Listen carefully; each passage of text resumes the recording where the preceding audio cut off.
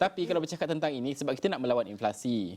Kita faham inflasi itu ada kawalan lain dan sebagainya. Tapi dalam keadaan semasa ini, jangka pendeknya, kenaikan gaji itu amat penting untuk orang ramai dalam berdepan kenaikan inflasi. Baik, kita nak baca ke semua angka ini supaya kita faham di mana kedudukan inflasi negara berbanding negara lain dan juga kutipan cukai kita juga itu penting untuk kita melihat kepada dasar fiskal kita. Saya nak membawakan rakan tugas Nina Rosman yang berada di skrin sesentuh pada ketika ini. Nina, bantu kami untuk faham inflasi kita berbanding dengan negara lain supaya kita faham apa cabaran yang mendatang dan juga didepani oleh kerajaan baru ini.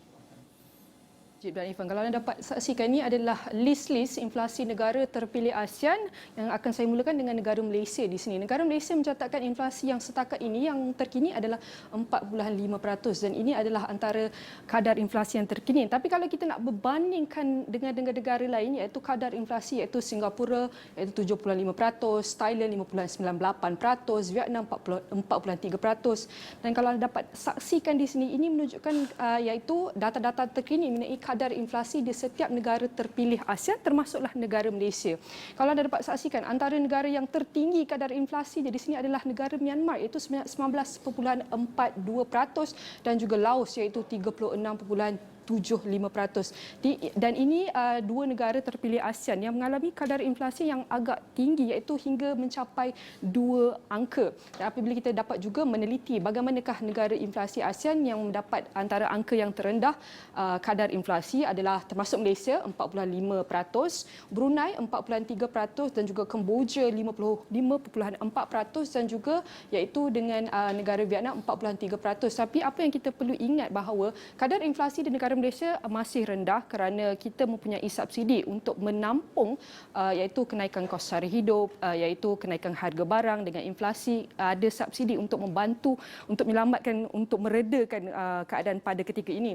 Dan apabila kita meliti inflasi negara terpilih ASEAN, mari kita teliti bagaimana pula dengan negara barat. Di sini ialah kita dapat lihat ada 3 negara yang akan saya kongsikan iaitu Amerika Syarikat, United Kingdom dan Kesatuan Eropah. Dan di sini kalau anda dapat lihat dengan jelas iaitu antara United Kingdom dengan Kesatuan Eropah, kedua-duanya mencapai 2 angka iaitu sebanyak 11.1% untuk United Kingdom dan Kesatuan Eropah iaitu EU, European Union iaitu sebanyak 11.5%, manakala Amerika Syarikat 7.7%. Manakala ini adalah inflasi negara terpilih untuk negara-negara barat. Namun apa yang harus kita fahami adalah inflasi ini adalah perkara yang harus kita ambil tumpuan dengan padu kerana inflasi ini melibatkan ekonomi negara.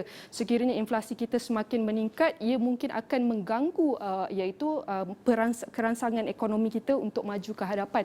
Jadi inilah antara kadar inflasi yang dapat saya kongsi dan tapi kalau kita nak teliti pula bagaimanakah kadar-kadar cukai kita yang hari itu saya kongsikan, ini adalah jumlah kutipan cukai tahunan LHDN. Kalau anda dapat lihat ini agak colourful, namun kalau kita bercakap mengenai cukai ini adalah topik bukan kegemaran orang ramai.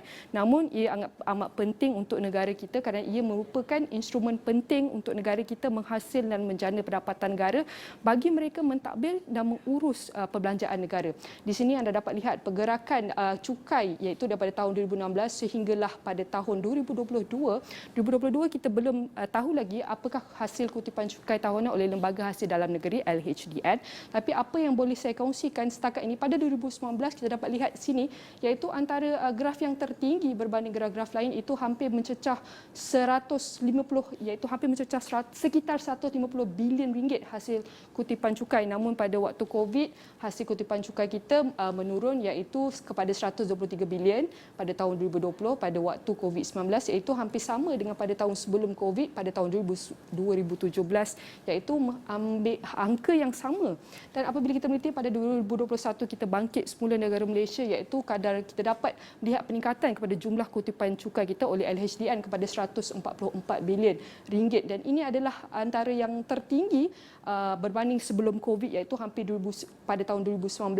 Namun pada tahun 2022 kita masih belum mendapati angkanya, namun ia dijangka untuk mencapai sasaran iaitu sebanyak 139 bilion ringgit dan apa yang anda saksikan itu adalah harapan kita untuk mencapai 139 ringgit. Namun apa yang harus kita teliti, inflasi kita masih dalam kadar yang iaitu baik, itu tidak melonjak sehingga angka 2 seperti negara-negara lain, tapi apa yang harus kita teliti iaitu inflasi dengan jumlah kutipan cukai ini, bagaimana untuk kita kerajaan seterusnya ataupun untuk pastikan dasar dan polisi itu ditetapkan untuk kita mengaut hasil cukai itu untuk pembangunan negara, tapi kita harus juga strike a balance tanpa cukai ini tanpa membebankan rakyat, iaitu Najib.